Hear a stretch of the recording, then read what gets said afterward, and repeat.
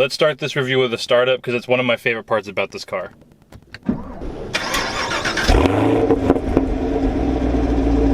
Okay, she's ready.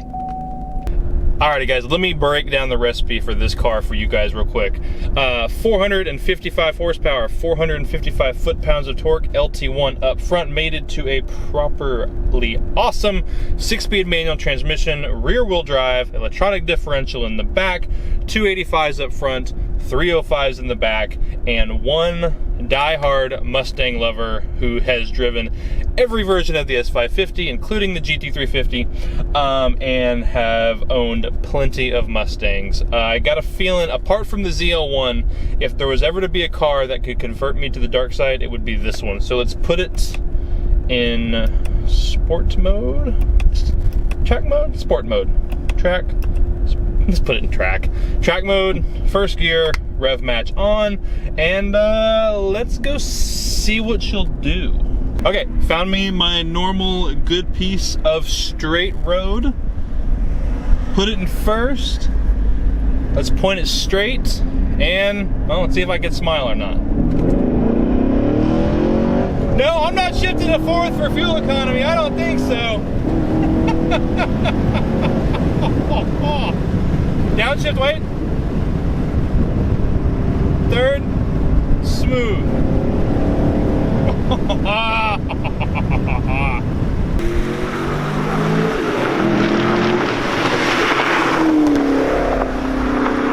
Alright guys, so the first part of this video didn't give anything away. Today we are in a 2018 Camaro SS 1LE. I guess a 2SS 1LE. Let's roll the window down again. Let's roll onto it in second gear.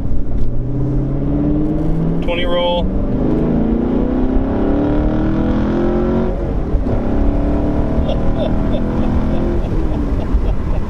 I won't tell you how fast that was, but oh! Not only that, we'll get to this next bit in a second, but this has the best suspension I've ever. Okay, all right. I'm gonna be factual. I'm not gonna throw my opinion out there a whole lot, except for at the end, in the middle, and probably the beginning of this video.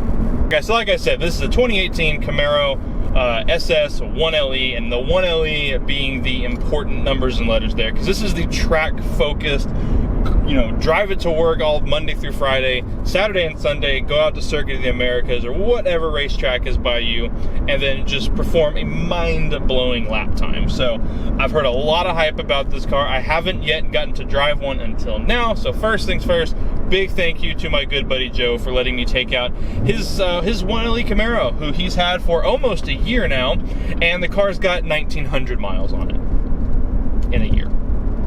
So it needs to stretch its legs a little bit, and that's why I'm here. I'm here to just make sure these cars stay running. Jay Leno, call me.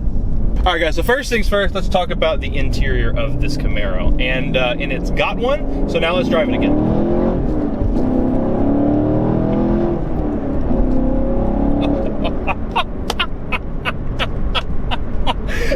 It pulls like a freaking train. Let's test the brakes. And then it shuts you down when you need it to. Oh my gosh, this car's so good. Sorry guys that this review is just an odd collection of squeaks. Anyways guys, back to reality here. So starting off with the inside of this car, and it's really nice in here. So this is a 2SS, so it's going to be a little bit nicer. You are going to get a few more bells and whistles than you would get with a regular 1SS Camaro. You can apply the 1LE package to both the 1SS or 2SS, and you know, I've sat in a 1SS Camaro, and I've sat in a 1SS 1LE Camaro. So this is kind of a good idea to see if the 2SS is worth it. And so far, well, we'll get into it. First things first, getting into the Camaro. It's very Corvette-like in the way that you fall into a Camaro. It's very low to the ground. You sit very low in this car. So you definitely don't step into a Camaro gracefully. It's more of a like, position your butt where it's supposed to be, and then you just let your legs drop and you fall into a Camaro. That's how you, I feel like that's right. But, you know, once you're inside, it feels very, I guess cockpitish is the only way I can describe it. These Recaros that I'm sitting in are a cool mixture of like suede, Alcantara, and in leather. And let me tell you that these are some of the best seats I've ever sat in. Now, bear in mind, I'm a big guy, so heavily bolstered seats don't normally do very well for me because they end up, digging into my thigh or digging into my side. But, I'm 6'1" and 250 pounds. I'm a big fella, and I fit these seats perfectly. Now, I'm not going to drive this car for a whole lot more than maybe an hour or so I don't know what these seats would be like, after 2, 3, 4, 5, 6 hours if you're doing a road trip. But, first impressions are very good. So coming along to the business end of the interior of this car, and it's very purposeful. There's not a whole lot going on. You have a couple buttons here for your cruise control, heated steering wheel, and your phone. But apart from that, there's not a whole lot to take away from the driving experience. You have a flat bottom steering wheel. You guys know how much I like flat bottom steering wheels. Awesome 9-3 grip on this thing, and it's just like I said, it's very business. Where you have an analog tach, analog speedometer, and then you have an awesome LED screen in the center, which will display 1 million different screens. You just have to kind of choose your favorite one. Moving along to the center portion of the car, you have an awesome touchscreen in the up front. This car has the performance data recorder on it. So if you guys don't know what that is, it's the coolest thing I've ever seen fitted to a car. Put an SD card in it, push the button, set it the way you want it. You can record all of your lap times. You can put all kinds of different performance parameters up on the screen also. And then you can post on Facebook to your track day buddies about how good your last lap was. And down is probably, now listen, I'm always a big gimmicky guy. I like things that are over-engineered for no reason. And I like things that, could have been done an easier way, but they decided to do it this way because it was cool. Again, kind of sticking with the minimalist theme. I love how the rings around the center air vents are how you adjust the temperature. It's one of those things that not necessary. You could do a little switch somewhere, but I like that they did it like that just because it's cool. And I could tell, the guys at GM when they built this, I think when they, did that, I just think that, hey, that's cool, let's do that. And that's about it. And then you have 2 back seats in the back, which, like I said, and especially in a 6th gen Camaro, they're not huge. I wouldn't transport large or regular size humans in them, but if you have small kids, I think it would be inconvenient to have kids in the back seat here. But in a pinch, if you needed to, you could absolutely do it. One of my favorite things, and I drove a 19 Mustang and I wasn't a huge fan of it, and maybe I just wasn't driving it hard enough, but the rev match in this car is so awesome. Now, I get it, you're going to have these old school manual purists who are going to be like, oh, well, you should really learn how to heel toe downshift on your own, but the car does it for you, and it does it really well and really smooth, and you're not going to over rev the car, and you're ready to do that whenever you want. Sorry, neighbors. The biggest complaint Camaros have gotten, and I drove a 5th gen, and I kind of agreed with it in the 5th gen, I guess it's kind of the same story in the 6th gen. You can't really get away from it, is just how small it is in here. You don't feel like you're in a very big car, even though this car is amazingly wide. You're very cramped in here. There's not a whole lot of breathing room, which, again, for a sports car is fine. If you're daily driving it and you're going back and forth between an S550 and a 6th gen, I don't know if I would buy a 6th gen to daily drive. As a weekend car like his is, I think there might not be a better car out there for the price. But like I was saying, so you do have very small windows all around. You can barely see out of the back. But, it's one of those things that, is it inconvenient? Yes. Is it unsafe? No. I feel like you could get used to it, and other than it just being kind of a nuisance, I don't think it's actually impeding my ability to drive the car. I don't think it's making this unsafe. I don't think there's any major blind spots. Yes, there are some, but as long as you're paying attention, I really think, that whole, you can't see out of it thing is really just, I don't know. I don't think it's completely true. And man, the wheels, these 1LE wheels, somebody at Ford Motor Company needs to call whoever is the head of the factory wheel department at GM and have a conversation with them, because, even the Performance Pack 2 wheels look good, but man, I just don't think there's a better looking wheel than these factory 1LE wheels. If I had a 1LE, I just wouldn't be able to put aftermarket wheels on it because none of them look as good as this. So you pair that with the huge 6 pistons up front, 4 pistons in the back. The outside of this car, I know it doesn't do it for a lot of people, but it checks off all of my boxes. I think my favorite part about this car, and it's kind of, specifically this car, but with the 6th gen in general, is I feel like ever since beginning of the pony car era, if you want to call it that.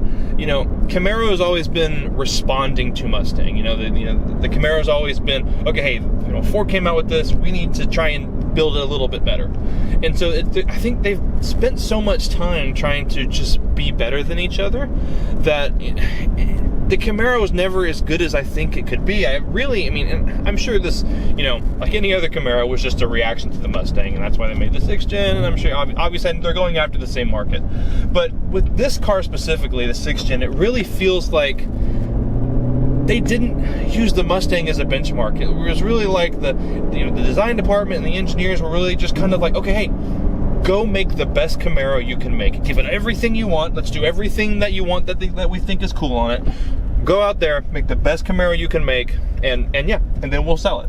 And that's what I feel like they did here. This car, to me, I hate saying this doesn't feel like a competitor to the Mustang. Hold, please.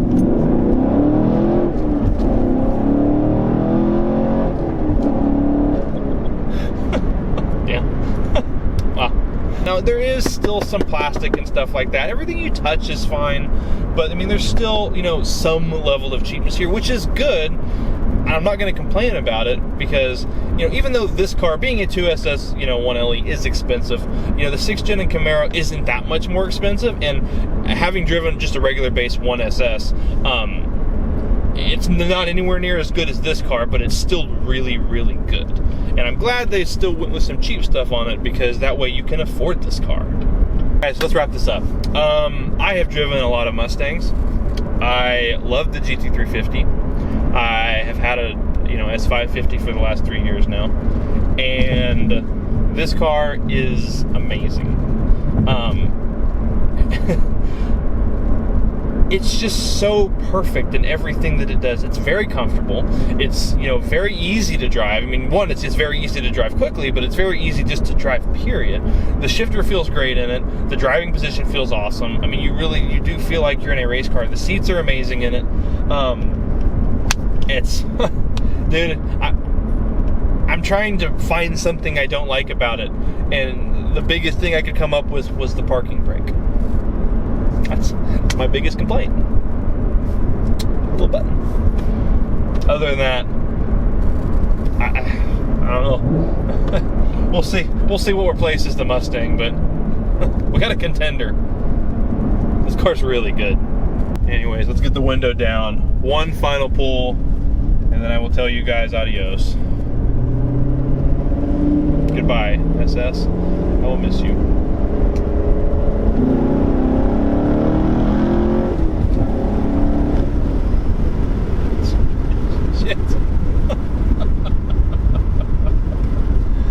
Alright guys, thank you guys for watching. Again, huge thank you to Joe for spoiling me by letting me drive his virtually brand new 1LE Camaro. And I also hate him because of how much I really like this car. If you have any questions for me, leave them in the comment below. Same thing, if you have any cars that you want me to review, put on the channel. Add me on Instagram, I'll put links below. Send me a message, and if we can meet up, do the whole thing in a day trip, I would love to do it. But y'all, go buy a Camaro 1LE. I can't give you any other advice. Just go buy this car. Bye.